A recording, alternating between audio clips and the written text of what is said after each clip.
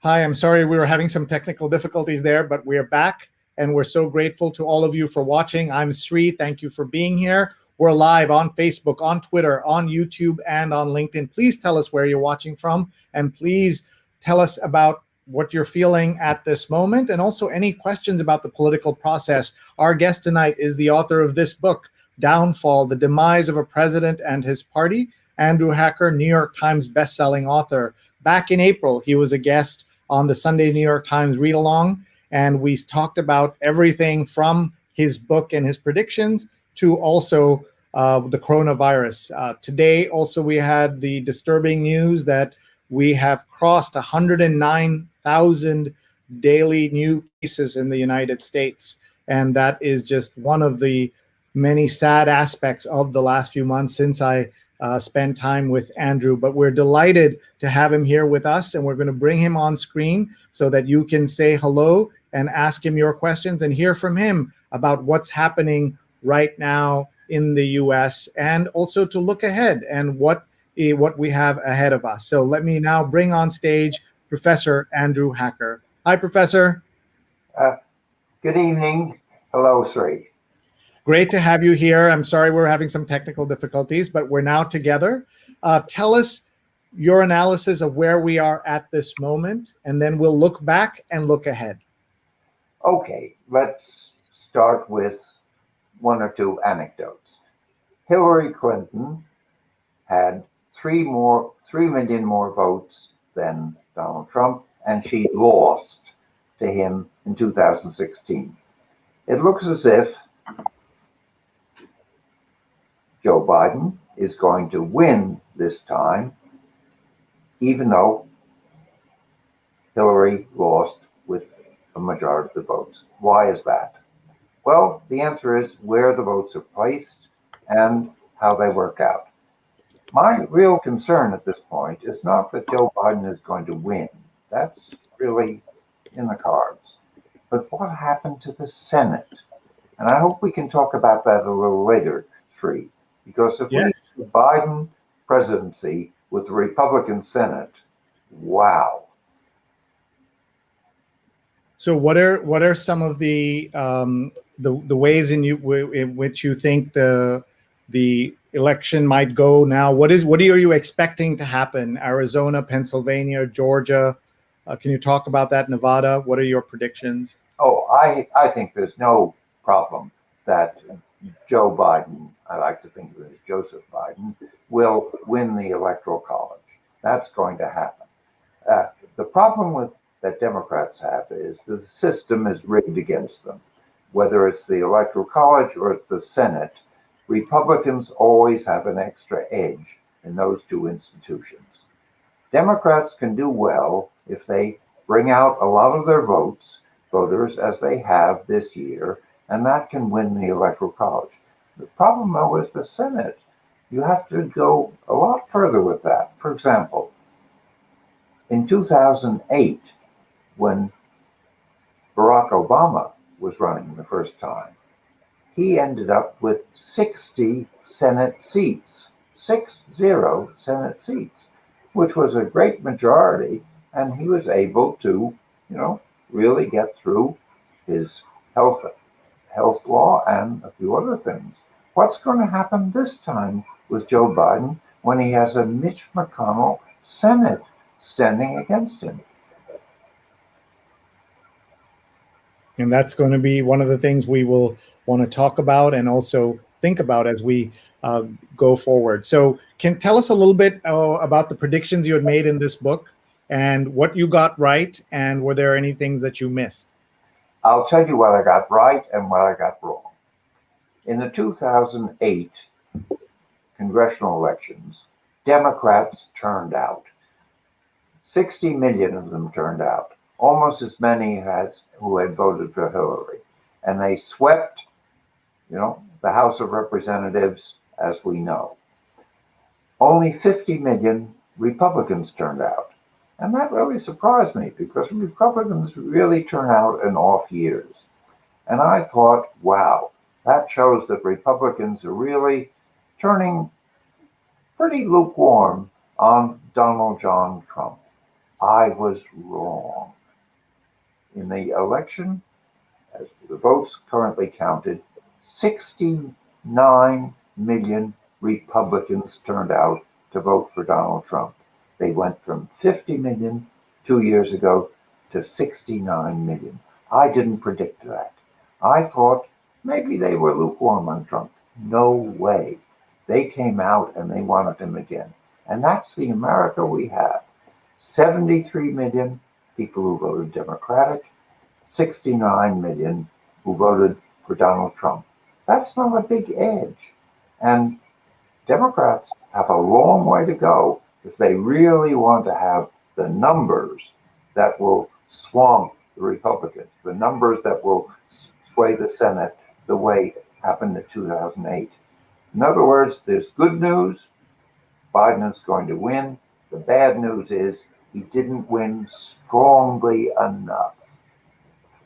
One of the things that we just saw, a horrifying sight for so many of us, a US president standing in the White House and calling into question our democracy. He's been doing it, frankly, for the last 5 months, but to see that happen tonight, what are the chances that he will prevail in any of the fights that he's threatening?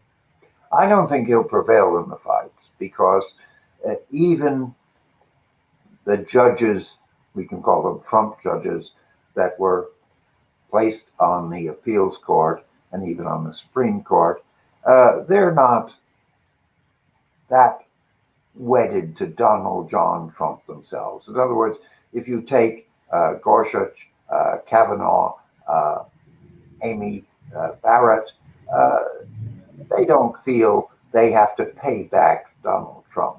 So I don't believe that his type of appeals through the judicial system are really going to work. But the problem is that there are 69 million people who voted for him, and they are going to go along with his story that they were robbed, they were cheated, they were stabbed in the back. And that does not bode well for the Republic. And that's something that we're clearly worried about. Could you explain under what circumstances would it end up in the White House, in the Supreme Court? And would it be a particular state case, or how would that work exactly? We know what happened in 2000, where the Supreme Court was able to effect the outcome. Can you talk about what's same and what's different this year? It's a very important question you raise it, because as you know, in the year 2000, a Republican majority on the Supreme Court by a 5-4 vote, decided that George Bush Jr. would become president, and what they did then was to stop the ballot counting in Florida. Now, what Trump wants now is the courts to stop the ballot counting. Well, you can't really do it that well, but what you can do is, hey, what he'll try to do is to disqualify a lot of ballots that have been cast, let's say in Pennsylvania, in particular, in Georgia, disqualify those ballots. They shouldn't have been counted, they came in too late, and all the rest. He will ask the Supreme Court of the United States, it'll first come up from the appellate division, but the Supreme Court, he will ask them to disqualify those ballots which would have turned the election. The question is, will he get enough justices, 5 justices, to go on his side? I don't think he will. I think he'll get Alito and Clarence Thomas. I doubt if he gets the other Republican justices. And by the way, I call them Republican justices, not conservative ones, because, hey, they were appointed for party reasons. Gorsuch, Kavanaugh, Roberts, and Barrett are going to ask themselves, do they really want to go out on a limb for this, this street fighter who happened to be president? I don't think they will, because if they did go out on the limb for him, that would really jeopardize the court. It would put the court front and center as a partisan institution, and they don't want that. May I just say that wasn't that danger there in 2000, and what price did anybody pay for that in the Supreme Court? A very good point you raised. In 2000, yes, the issue was there, but it hadn't come up in, what shall we say, as a national issue. Yes, they decided for the Republican contender rather than Democratic. But to tell the truth, not that many Democrats were that enamored of Albert Gore, and when they heard that Gore was defeated, not that many Democrats, really howled out and said this was an awful, awful thing. So it's far different today, because Biden versus Trump is much more of a chasmic, I guess I invented a word, a chasmic divide than was back in the year 2000. We have a big global audience watching, people who are looking at the United States, and many of them are just surprised by everything that's happening here in terms of everything from the decorum of the White House to the protests and all of that. How would you explain this current system that we have? How much of it needs any fixing, and how much of it is things that used to happen but we just didn't notice? And then how much of it is precisely connected to this guy and his shenanigans, his personality, and the cult of personality that he has built? How much of it needs any? Okay.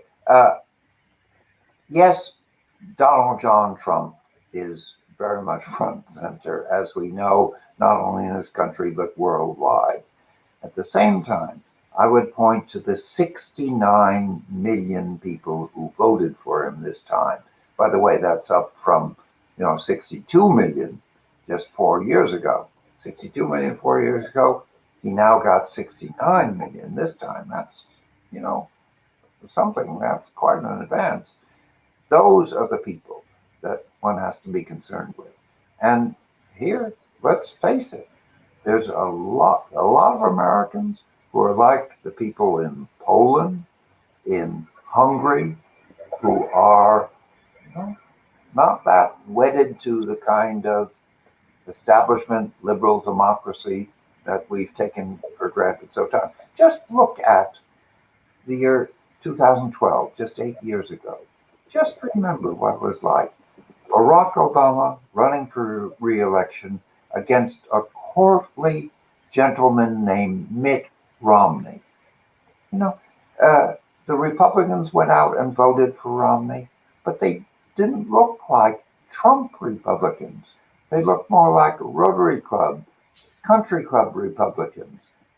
You didn't have any sense during that 2012 election that the Republican Party would turn into the Republican Party that Trump fashioned, took over, led. And that's what we have today. You can't put the genie back in the bottle. The Republicans are not going to become Romney-type 2012 Republicans again. And wow, this is going to be a very difficult country to live in. All right, let's look at some of the comments that are coming in. Paula is watching from Tallahassee, Florida. Paula and Neil's here as well. Neil Parekh from Springfield, Virginia. Glad Andrew was able to make it on tonight. And they both were with us when we did the New York Times read-along back in April. Charles and Mary Cunnan Carroll are watching from New Jersey. Hello, thank you for being here. Ariel is watching. It says, Andrew was my political science professor at Queens College in the 80s. And so nice to connect you both here. I don't know if you've been in touch since. And my mom is watching in Kerala, India. Have you been to India? I haven't been to India, but let me mention about Queens College. You said I was emeritus. No way. I'm still teaching. I taught a class this morning at 11 o'clock at Queens College, and I'm still very much with the students. And by the way, they're as good as they ever were. Well, I apologize for that, and I will take the blame for it, and at the same time point to Wikipedia, which we will correct, where it says that's what it says there, and that's my fault. You should always double check. I know you were not emeritus in April, and I just didn't double check the Wikipedia. So, well, a good lesson for everybody: always go to the source. And thank you for pointing that out. And my apologies again. Oh, please, no apologies are needed. But and by the way, why do I continue teaching? Of course, I do it for the money. We learned that you when you're teaching, you're still using email as a teaching method, even as you're doing remote learning. Though obviously you're very comfortable in the Zoom and other type situations as well. Oh, I'm definitely doing Zoom now. And by the way, in many ways, I know this is not our topic now, but I find Zoom is even better than face-to-face teaching in a couple of ways. For example, when I'm doing full frontal teaching in the classroom, I have students who hide in the back rows. With Zoom, I say, you can't hide. Come on right up. I want to see you front and center. Anyway, let's get on to what we're talking about. Sure. Let's just look at some of the other comments. Anise says, where are the presidential election votes still being counted? One of the things I learned today is that the attention's being paid to the 6-7 states, but basically there's counting going on in almost all states. There's still election ballots still coming in. Is that correct?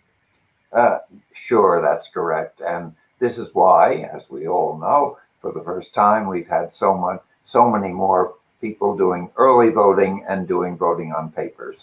And we better get used to this because we're going to have more and more. By the way, I personally voted an absentee ballot because I didn't want to wait online. And it's very easy, and millions of people have done it. What it means is, as we well know, we have to be patient about when the results are going to come through. But in this case, I don't think we're going to have to wait for a month. I think we're going to know within, at least 4 or 5 days. One of the things that we have learned is part of the reason why there is a delay in the count is that Republican-led legislatures didn't allow for proper advance counting of the mail-in ballots, and that was one of the factors. So one of the things that President Trump is complaining about is because of Republican legislatures. He also blamed the Democrats in charge of Georgia, but the Secretary of State in Georgia, along with the governor, they're both Republican. And finally, the other point that he's been making again and again, why are so many of the mail-in ballots Democratic, is because he spent 5-6 months saying to his people, don't vote in mail-in, go in person, and they certainly did that. They went in person, but therefore that means the Democratic ballots or the Democratic voters chose to vote in via mail, and that's what we're seeing. And they dropped off or did early voting and things like that. So those are some of the aspects of this. Let's see. Eddie has a question for you, watching from New York City. Please address what is happening in Georgia. What is fascinating in Georgia is that Georgia, of course, is a southern state, and it looks as if it just could be possible that Joseph Biden will win in Georgia, which will be the first time since Jimmy Carter, who was himself a Georgian, actually carried Georgia. Because as we know, at a certain point, the solid South, which used to be fully Democratic, is now solidly Republican. Now, if this happens, wow, this will be a real change. And part of we have to really give total credit to Stacey Abrams, who devoted the last 2 years to mobilizing Georgia voters, not just black, but Georgia voters of all sorts, to come out and vote.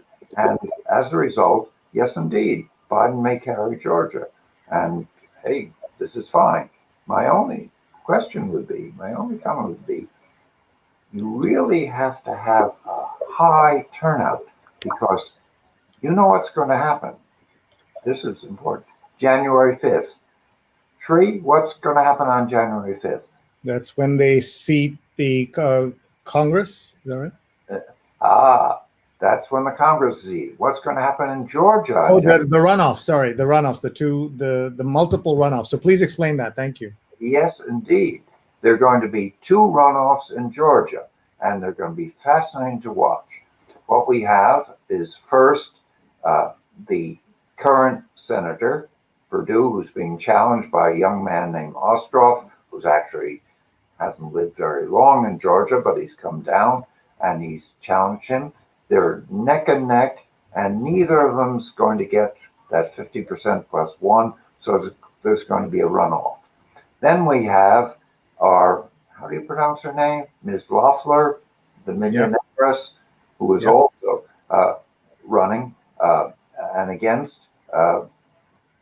the pastor from Atlanta. Is his name Mr. Roscoe? Something like that. Yep. The 2 of them will go. And here is a chance in Georgia for 2 Democratic senators to be elected on January 5th. Wow. Georgia, 2 Democratic senators. You haven't had 2 Democratic senators from Georgia since, wow, the days of segregation. What will have to happen, though, is for Georgians who have never voted. Why? Because they're so harried. Let's take a waitress who's a single mom, 2 kids. She just can't find time to vote. If that happens, if Democrats can put in, it's not just money, but on the ground, and get all sorts of people who haven't voted. There's about a third of the population in Georgia who has never voted. Bring them out and get those 2 Democratic senators. That will really make the Biden presidency, because it will bring the Senate up to at least 50-50 with the vice president, and then you can get things through.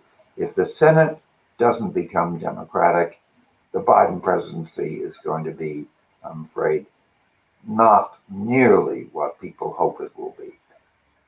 Thank you. We have lots more comments and questions coming in, so let's go to some of those. Rahajan says hello from Long Island, and Jonathan's watching from the East Village, where he's watched 240 episodes in a row, and he says there's a demonstration, march, etc., along 14th Street, heavily militarized police presence in contrast to unarmed protesters. And that's something that we've seen videos of the police in the NYPD going after peaceful protesters. And we have lots more questions coming in. Laura's watching from Philadelphia, where Count the Vote supporters are dancing in the streets. Can you explain Pennsylvania and why it's taking so long, and the divide within Pennsylvania? Isn't the old joke that there's Pittsburgh, Philadelphia, and then Alabama in between? Well, I think it's quite simple why it's taking so long. Anyone who's cast a paper ballot, as I have, knows what it is. It's a big, long thing. You fold it up several times, you put it in 2 envelopes, you send it in. It sounds a bit odd, but in this high-tech age. But in order to get paper absentee ballots counted, they have to be unfolded and then flattened so you can feed them into the electronic readers. Imagine that. That's why it's taking so long. When you have 100,000, 200,000, even more paper ballots that have to be open, flattened, so the crease doesn't, disqualify it. Of course it's going to take that long, and that's what's happening in Philadelphia. Flattening. My God, it's 2020, and this sounds as if it is something you did 200 years ago. All right. Lori White is watching from Rhode Island, and we have so many folks watching from all over the world. We have a question here. Is the Electoral College system still fit for the purpose today, or does it unfairly skew the results? Of course, the Electoral College unfairly fits us. We have had this Electoral College, as it currently stands, since the year 1804. It was put in the Constitution first in 1788, but then it was amended. I won't go into details. So we've had it since 1804. Of course we shouldn't have the Electoral College. We're the only democracy in the world that has this outre thing like the Electoral College. Now, can we get rid of it? No. I'll tell you why. To amend the Constitution to get rid of it, you have to have 3/4 of the states, at least 37 states, pass this particular amendment to get rid of the college. It means that only 13 states can say no. And you know who they are. They're going to be Idaho, they're going to be Wyoming, all the rest.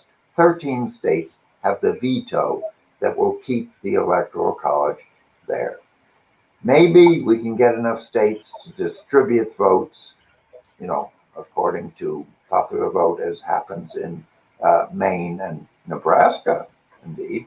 We can do that. But what has to happen for Democrats is that given the Electoral College, if Democrats want to come in and really win, they have to get 55%. 55% of the popular vote. That's what Barack Obama did in 2008. Do you know what Joe Biden's percentage of the popular vote is of the two major parties? Joe Biden is only 51%. That's why he's squeaked in the Electoral College, but not going to carry the Senate. Why didn't Joe Biden get 55%? Well, I'm afraid Joe Biden's a nice guy, but he didn't turn people on fire the way Barack Obama did in 2008. Hey, here's Barack Obama, a black man, and he got 55% of the votes. Wow. If he could do that, that can be done again. I truly hope there'll be Democrats coming. Hey, by the way, I'm closer to Joe Biden's age than a lot of other people. But it's so sad that we had to have somebody of Joe Biden's age, being the Democratic candidate.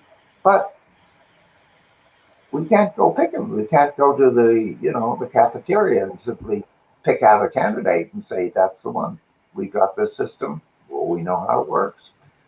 Well, I want to thank you for that very informative look at the Electoral College. I just want to tell everybody about your book where you predicted. It's very rare to see the amount of, the risk you took. I know you told me it's not a risk because you believe this, but to take this title, downfall is one thing, but the second, the demise of a president and his party, and that you made a very bold prediction in here that he would lose.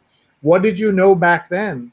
Because I'm convinced that if it weren't for coronavirus, he would be reelected. So what did you know back then, and what are some of the reasons you gave in the book about why he would not, well, as you said, why he can't do it again was your headline. Thank you. I was waiting for that question.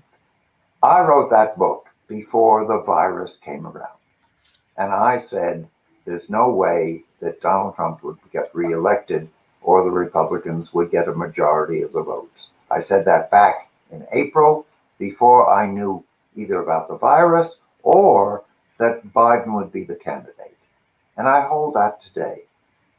I think that I am sure that Biden becoming a candidate would have got elected even without the virus, even without Trump's incompetence about public health and all the rest. It still would have happened. Now, I'm not going, the virus is there, so, but anybody who says that Trump lost because he mishandled the virus thing is wrong. He would have been defeated otherwise. Now, here's the point, though, still, that yes, he was defeated, but he still has 69 million votes. True, Biden has 73 million so far. That's an edge, but it's not, as you've heard me say too many times, Democrats have to work not for 73 million, but for 77 million for the next candidate. And so in terms of one of your other chapters is about the 3 states, Michigan, Wisconsin, and Pennsylvania. And it came down again to three states among others. Talk about those 3 states and why were they so important, and how did you know they would again be important this time? Okay. When Trump carried those 3 states, it was with a total of, it's hard to believe, 77,000 votes. If you take the 3 states together, 77,000 votes carried those 3 states, and he became president. In the 2008 midterm elections, those 3 states gave him votes of 1.2 million to Democratic candidates. In other words, from a 77,000 deficit, Democrats came back with a 1.2 million. That's what's going to happen this time. It won't be 1.2 million, but there'll be a substantial majorities in those 3 states together. Okay, that's fine. But still, it's worrisome. I don't know if people have looked at this, but there was a senatorial election in Michigan, one of the 3 states, and a Republican almost made it as senator from Michigan. It was very, very close. What Democrats have to do, I know I'm saying too much about this, is go out and find their potential voters. They're there, and bring them out, as hasn't been done since Barack Obama did it. Okay. Laura says, yes, Stacey Abrams did an extraordinary job. And we have a question here from Mateo, who asks, hello from Halifax. Did Fox call Arizona too early?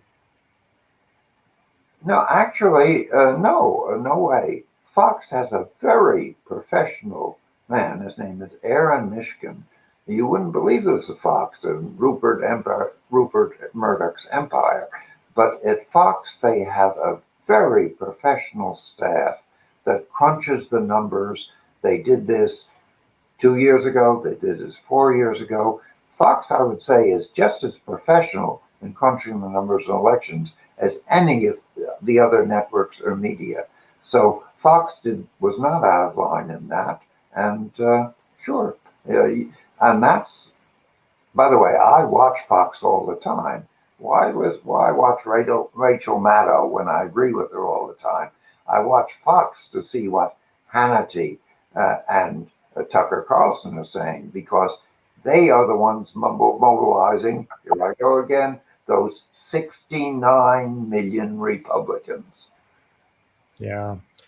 We have lots more comments coming in here. Barrington, after listening to you, says, how can you say what you said and then say it was a fair election?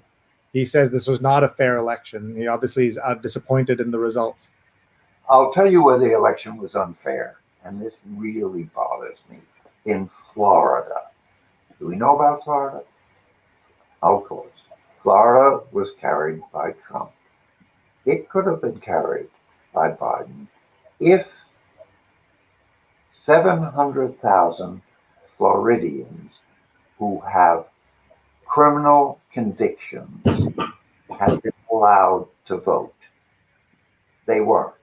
What happened was, we all know this, a referendum in Florida, that showed the good side of Florida, said, hey, let people who had convictions. I remember when I was a kid, we used to talk about people who finished their sentences, and we said they've paid their debt to society. Okay, that's happened in Florida. And there are a lot of people down there who weren't allowed to vote because there's a referendum that said now they're allowed to. Then the Republican legislature said, oh, yes, you can vote, but you have to pay off for all your court costs, which could add up to $8,000–$10,000. As a result, those Floridians became disenfranchised. A court case came up to challenge the legislature's, disenfranchising. Guess what? A Republican, Trump-appointed appeals court, 3 appeals judges sided with the legislature. Who were the 3 appeals legislators? All appointed by Trump. So as a result, the biggest disenfranchisement was in Florida, where several hundred thousand, as many 700,000 people who had paid their debt to society have not been allowed to vote because they can't scare up $8,000. That's the big problem, and we're going to have to face that because, hey, there are now 200 Trump judges on appeals courts, and we're going to hear from them a great deal in the future. Okay, thank you. Neil asks, what about the 150,000 ballots that got lost or were delayed by the Postal Service and didn't make it in time? Yes, and let's also say that the head of the Postal Service is a Trump donor and a Trump appointee. I really don't know how many votes are there. There's all sorts of things about scanning and all the rest. Whether there are 150,000 votes still piled up in post office warehouses, I'm not able to say. Ani says, why will 2020 not be a repeat of Gore versus Bush in 2000? You talked about this a little bit, but if you wouldn't mind answering it again. Okay. Back in 2000, 5 Republican justices, including Sandra Day O'Connor, voted to allow their Republican candidate for president, George Bush Jr., to prevail and go to the White House. The question is, will the current 6-3 Republican Supreme Court do that again? In other words, do the work of their party? I'm not persuaded they will, because one thing that not just Justice Roberts, but at least several others, I think Kavanaugh, even Gorsuch, are concerned that if the Supreme Court looks to be simply another branch of the Republican Party, there's going to be a lot of trouble. Now, it's true, with the current Congress coming up, with only a Democratic House, there's no prospect that you can reform the court, enlarge the court, or so on. You can't do that because of Mitch McConnell's Senate. Even so, the justices, including Amy Barrett, are going to wonder, are we overplaying our ability to, pass judgment on elections? I have a hunch that except for Alito and Thomas, the other Republicans on the court are going to moderate themselves. I really have a hunch they will. Okay. We want to ask you a question about Kamala Harris. What does it mean what is her presumably being elected in the next day or two as VP-elect. What does that mean for this country? What does it say about her? What does it say about this country? Well, it's fantastic that we're going to have someone like Kamala Harris as our vice president, especially after 4 years of, I was about to say Mike Pence. Have you ever seen a picture of him? He's not a Mike. He's a Michael. Anyway. By the way, you love calling everybody by their full first name. I noticed that. Absolutely. And so nobody calls you Andy, is that correct? I wouldn't allow them to. And by the way, I have to give it to Donald Trump. He never tried to be Don Trump. But that's my own personal thing on it. As far as Harris is concerned, sure, she'll be active in the presidency just the way that Biden himself was active in the Obama presidency. Her job will be very important, perhaps, to sit as vice president in the Senate if it comes to a 5-5. But one thing that might be interesting is that could be, I shouldn't say this, but it could be that Biden might have some health problems as he reaches the age of 80, and it could be that she might take over as president even before the term is up, and that would be absolutely fascinating. But I don't want to talk about that right now. Okay, we just have a few more minutes left with you.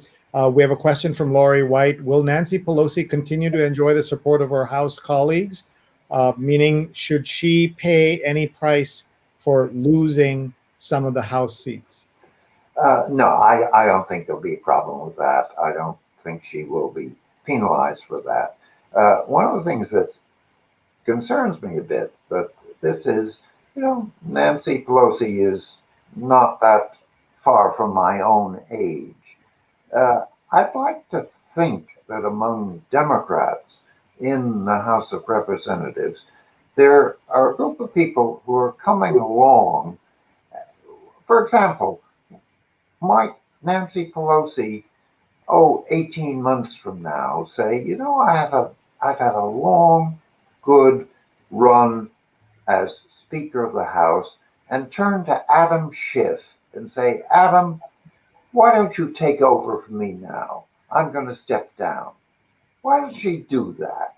That would be a really great thing, and if she doesn't do it, if she wants to stick on until she's 82 or 83, I'm sorry, I'm close to her age, but I don't think that's a good way to do it. It's Adam's turn now. Why not let him have it? And by the way, with him as Speaker of the House, he would carry on, not like Pelosi, but with strength, intelligence, drive.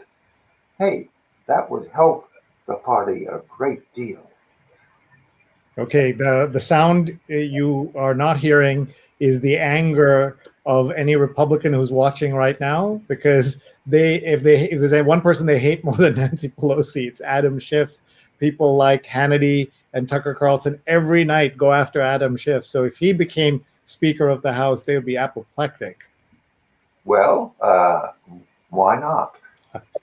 Yeah, they don't get to decide. I just want to mention, since we had Lori just ask a question, Lori White, she and I will be hosting the Tarakani lecture series on First Amendment rights coming up this Tuesday. And if anybody Googles Tarakani lecture, you can attend at 4 p.m. on Tuesday, a week after the election. Truth and Trust, Journalism Post-Election.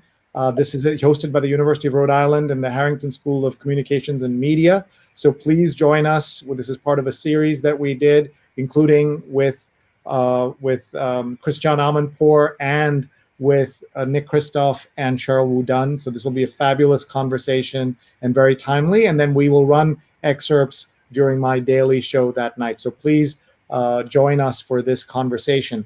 Okay, just last few minutes, I want to ask you about what are the lessons from this election that the Republicans can build on for their party, because you've called this the demise of the party. Is it the demise of the party, or is it that kind of zero-sum game of what Trumpism is versus Republicanism? Can you talk about that? Okay. When I talked of the demise of the party, I said they're going to continue to be the minority party. There is no way that Republicans will ever again get a majority of national votes. As we now know, of the last 8 presidential elections, Republicans have only got a majority one time. That was in 2004, that's 16 years ago. There's no way the Republicans will become a majority party. That's their demise. But as a strong minority party, they can really have a dominating role in the country. And that is really something we're going to have to live with. And it's not going to be pleasant because there are a lot of Republicans out there who are going to insist on their guns, on make sure that every pregnancy, goes to its birth, to make sure that the wall, or at least immigrants are kept out. That's going to be part of American life for the foreseeable future. Thank you. We have a comment from one of our watchers in India, says such informative interaction. Thank you. And we've also had multiple comments from trolls who are upset about the election results and are predicting all kinds of terrible things that will happen in the electoral in the governing process. So what are you watching for in the next few weeks? And what damage can President Trump do if he agrees to leave? But he doesn't have to leave. He doesn't leave till January 20th. So there's all of November, all of December, and most of January still to come. So in those 10, 12 weeks, what kind of damage can he do? Wow, one can think of all sorts of scenarios, like trashing the White House or whatever, or burning records or whatever. I don't think that's really going to happen.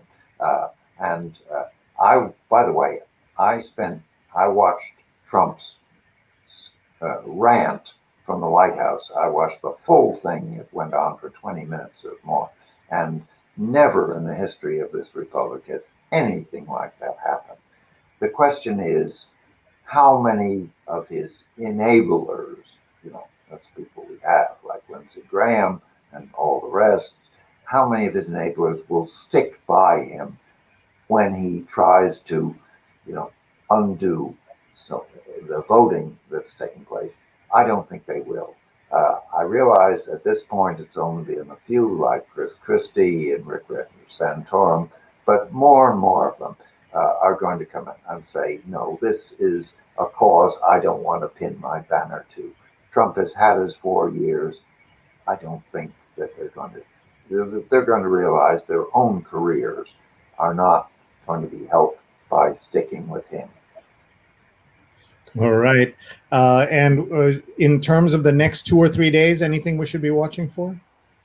No, I think Biden will get the Electoral College, and no, I think we can go back and get a decent night's sleep. I'm looking forward to that. I've barely slept this week. Manoj says, joining late, but such insightful remarks. And Jay says, thank you for such an enlightening show. So let's make a pitch for why people should read the book, even though the election is over. Okay. What the book simply said was that even without the COVID pandemic, even because Democrats are of the majority party, and they will continue to be the majority party. There's only one little problem. Republicans are Republicans. There are very few people who are really Democrats. They vote Democratic, but they're not Democrats. The Republicans are Republicans. And that's going to be something we have to live with. Democrats have a lot more in their lives than guns and abortion and immigration. Republicans are much more political. That, too, we're going to have to live with. And I'm just looking at the comments here. Jonathan says, wonderful show. And Ariel, your former student, says it would be great to have Professor Hacker back in February after the inauguration. Neil says, that on CNN after Trump's off-the-wall comments, Rick Santorum said Trump was wrong. I never agree with Santorum, but was so happy to hear him break with Trump. And Ariel said he finally was rational for a change, is the comment she made. Would you grade the media for us? How do you think the media has done this so far with the election coverage? And I want to acknowledge Claudia Dreyfus, your wife, journalist, who has also been on our show, and we're very grateful to her for connecting us and bringing us together. Well, Claudia keeps me honest, and that's what more can I ask here? Yes. And would you grade the media for us, please? The media. But hey, Sree, what's the media now? It's what we are on today. It's YouTube. It's Breitbart, it's the Daily Caller. The media is, what do you mean? It's 75 miles wide, and I no way can I generalize about the media. It even includes the book of poetry that I was reading last night.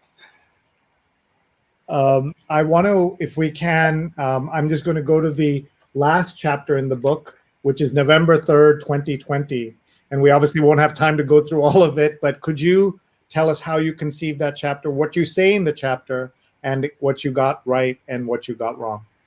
What I got right was that the Democrats are the majority party and will continue to be so. And this is because more people are going to college, more people are, shall we say, metropolitan in their orientation. More people are open-minded, they travel, they just take one thing. If you take Democrats, white Democrats are only about 53% of the Democratic people who identify as Democrats, whites. The white people in the Democratic Party really enjoy being in a kind of multicultural, multi-ethnic party. They like that, and that's a new type of Democrat whose whiteness doesn't mean that much to them because there's so much more going on in their life. That's a majority group, and I point that out. So as a result, Democrats will continue to sweep the country, as they have in the 7 of the 8 last elections, by a majority vote. The problem is, though, that Democrats have many more things going on in their life. Let me just give you 2 examples on this. There is no Democratic counterpart of guns that Republicans have and opposition to abortion. Republicans feel very strongly on that. There are no similar issues that Democrats have. They're much more concerned with their social life, their cultural life, and all the rest. The challenge for Democrats is to become as intensely political as Republicans are. That's what we're going to have to watch in the rest of this decade. All right. So I'm going to end here by giving you the last word from your book. In politics, a lot is possible. 2 upsets were Harry Truman's re-election and Donald Trump's bombshell 4 years ago. The prime reason for the latter was so many Democrats stayed at home. If 2018 signaled anything, it was their remorse. They showed up for those midterms and numbers only matched back in 1932. This November, they'll be out in force again, no matter who their party nominates. Indeed, the margins will be so high that even an electoral college end run won't work. Every indicator in this book shows, and this is the last word, that there aren't enough Americans to give Donald John Trump a second term. Those are the way this book ends. Downfall, the Demise of a President and His Party by Andrew Hacker. We are so grateful to you, Professor, for joining us. Thank you for your time. Thank you for your insights. And this is going to, I don't know, are we expecting more results tonight, or is that going to come tomorrow, you think? Any of the states going to check in today? That I can't say, but I'm going to get a decent night's sleep tonight. Okay, very good. Thank you very much, sir, and we're very grateful to you and Claudia. Thank you very much for your time and your insights, and we'll say goodbye.